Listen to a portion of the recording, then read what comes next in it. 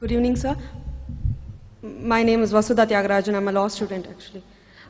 Firstly, I would like to thank you for giving us such an informative talk on terrorism and Islam. My question is, what do you think is the reason for the sudden increase in the number of terrorist organizations which are basically Islamic and they fight in the name of Islam? And since you say that Islam is giving the guidelines is that women, children, elderly people shouldn't be injured or killed, but there have been various bomb blasts and killings of women and children. What do you think is the reason for that? Thank you. The sister has asked a very relevant question, that what is the reason that there's increase in terrorist organization among the Muslims and so many bomb blasts, and especially when Islam says you should not kill children, etc. What is the reason? And that's a very good question. Personally, tell you again that personally I haven't met and interviewed any so-called 100% hardcore terrorist. I haven't met. But I can give the reasons, the logical answers why such thing may be happening. Number one, some people may really be terrorizing the innocent people. Some Muslims may be on the wrong track. They may not be following the guidance of the Quran. Like you have black sheep in every community. One of the number one terrorists of human history, who it is? It is Hitler. He has incinerated 6 million Jews. So can I blame Christianity for that? Hitler was a Christian. So I can't say because Hitler incinerated 6 million Jews, therefore Christianity says that you have to. He alone, if you add up all the terrorist organizations put together, I doubt whether they'll reach 6 million. One individual alone. Again, Mussolini. Mussolini is a Christian. So just because Mussolini killed thousands of innocent people, that does not mean I can blame Christianity for that. So there may be certain black sheep in the community. Black sheep may be calling themselves Muslims and may be in the wrong, maybe. Point number two. It can be that there are people who are harassed. Like you asked me that today there is no Indian fighting for the freedom of the country. Do you find any Indian fighting for the freedom of the country? No. But 100 years back, you had several. So if you ask me, Brother Zakir, why did 100 years back there were many Indians fighting for the freedom? Because the British government ruled India. That's the reason people are fighting for their freedom. Today the British government has gone back, so no one is fighting for the freedom. So maybe these Muslims may actually be harassed. They may be being harassed. And you find this in several parts of the world, in Palestine, etc.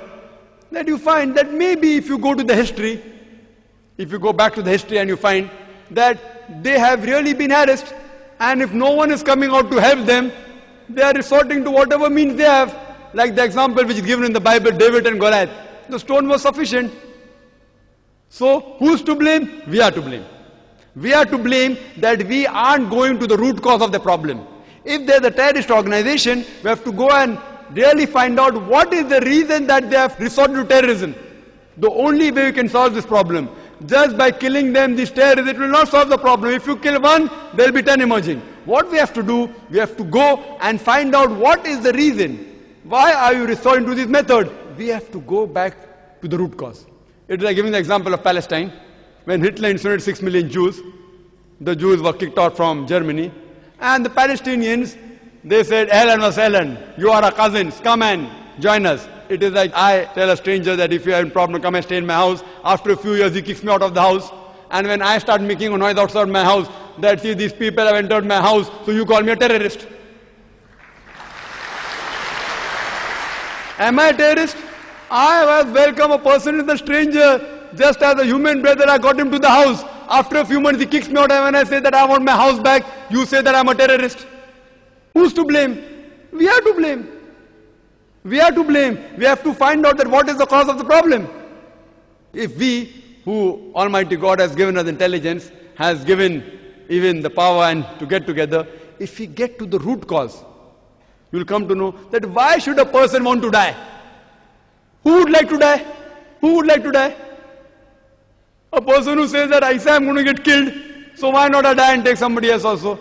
So if you ask the psychologists, they will tell you the root cause is we have to go and ask these people that why are you doing all this, and many a times you'll find out that the truth is lying behind it.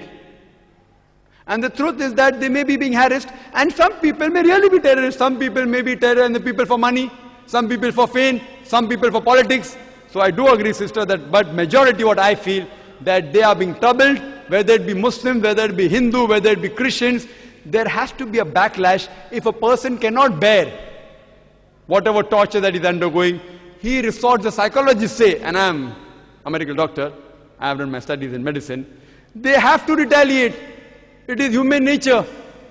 So why should a person who would not like to raise a finger, would like to carry a gun in the hand? Why? So what we have to do, we have to find the root cause and try and solve this problem. That's the only way we can see to it that these terrorizing the innocent people will stop and all human beings can live together as one brotherhood.